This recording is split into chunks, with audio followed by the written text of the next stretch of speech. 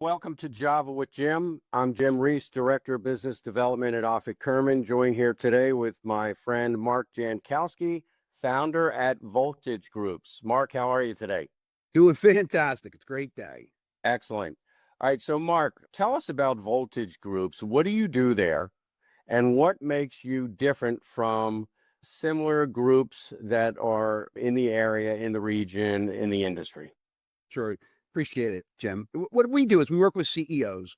And one thing I've discovered working with CEOs for the last 15 years is that most of them end up really drained. People are coming to them all day long, pulling energy out of them. What do the customers need? What do clients need? What do business partners need? What do employees need? And really, if you boil everything we do at Voltage down, we help give energy back to CEOs.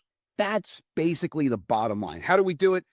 What we do is we hold monthly sessions. We have a group of CEOs. Actually, I have 5 groups now, Jim, in the Baltimore area. Wow. Typically around 12 to 15 CEOs.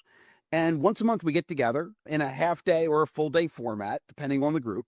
And what we're able to do is to be able to bring them together so that they can share business ideas. I bring in speakers. They are able to help solve problems or have their problems solved. And what I realized after doing this for 15 years, I had one of my people come to me and he said, Mark, you know what? This is my favorite day of the month. I always walk out more energized. And I literally heard that and went, that's it. We supply the energy that these CEOs need, and they need to come once a month and get their recharge. Because the way they get recharged is not golfing and it's not laying on the beach. They get recharged by talking about business. And when they go to cocktail parties, what do? They talk about business the whole time. And then they get home and they complain that all they can do is talk about business. We're the place that they take a day to talk about business, improve their own businesses. But honestly, Jim, a lot of times they get more energy out of helping other people improve their businesses. So when you ask, how are we different? I will say this. One person I asked that question, I said, how are we different? And he said, Mark, you and your people have a fire in their belly that we've never seen. There's an energy in the room. There's a focus in the room. They want to improve their businesses. We're not a networking group. We're not a social club. What we do is come in, we rip things apart, we make people's businesses better, and we give them energy. I love that. The last sentence was a great soundbite. So it's all about the focus is on energy, hence the name Voltage, right? That's it. We rebranded about a year ago, and I'll be honest with you, Jim, the business has taken off ever since. We had a speaker come in, and I listened to my speakers, and he talked about becoming a category of one. I spent a year figuring out my brand, but once I did, things have taken off. Yeah. So Mark, when it comes to Voltage Groups, what are you most proud of? The thing I get almost chills about, Jim, and this is going to sound weird, when 2 of my CEOs connect outside of the circle, when I find out that 2 of them reached out. One of my CEOs works for Benelli Guns. He's the CEO. They're a shotgun company, worldwide known. And one of my other clients runs Carroll Independent Fuel in Highs. And one time I was going to go meet the one running Carroll Independent Fuel for breakfast. And we get done our breakfast and we're getting ready to leave. And the guy from Benelli walks in and set up an independent lunch with him so they could help each other out. And for whatever reason, I can't tell you why, I get so happy knowing that people connect, not just through me, but out in the world, they're connecting with each other to help each other with their businesses. Building that community is phenomenal. And I'll say this, Jim, I know a lot of people, I've heard a lot of stories. I know at least 5 stories of business owners who've committed suicide after they've retired or before they retired. They just couldn't take it anymore. And you look at article after article, men in their 50s and their 60s, and women as well, who run businesses, who've worked through this thing. They get to a certain age, they become empty nesters, maybe they lose their business, they don't have relationships to sustain them. So I'm very proud that we help build relationships and keep those CEOs from being so lonely that maybe they get desperate at some point, and that means a lot to me as well. It's lonely at the top. Heard it a million times. Mark, what is something powerful that you've learned recently?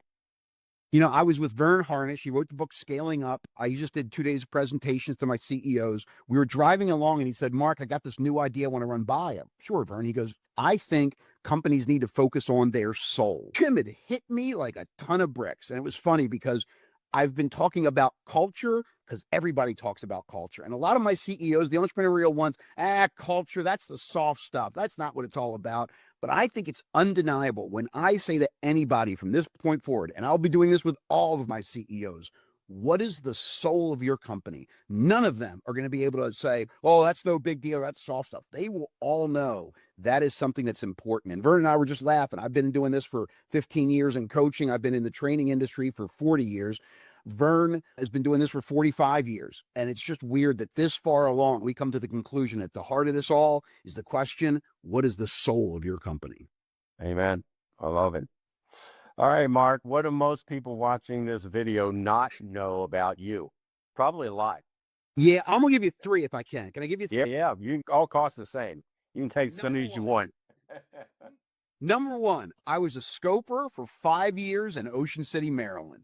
If you have pictures and you live between 125th and 145th Street from 1982 to 1987, there's a good chance that I'm the one that took those photos. Oh, wow. Second thing that most people don't know about me, I went to Harvard University. And I will say this, Jim, the only reason I say that is because my kids will say to me, Dad, you ever notice when you tell somebody that you went to Harvard, they go, you went? They let you in? So I found out that unless I tell them, they would never guess. The third thing is I was on the Scrabble game show. I went to LA after I graduated from college, before I went to law school. One of my bucket items was to get onto a game show, and I was really good at Scrabble.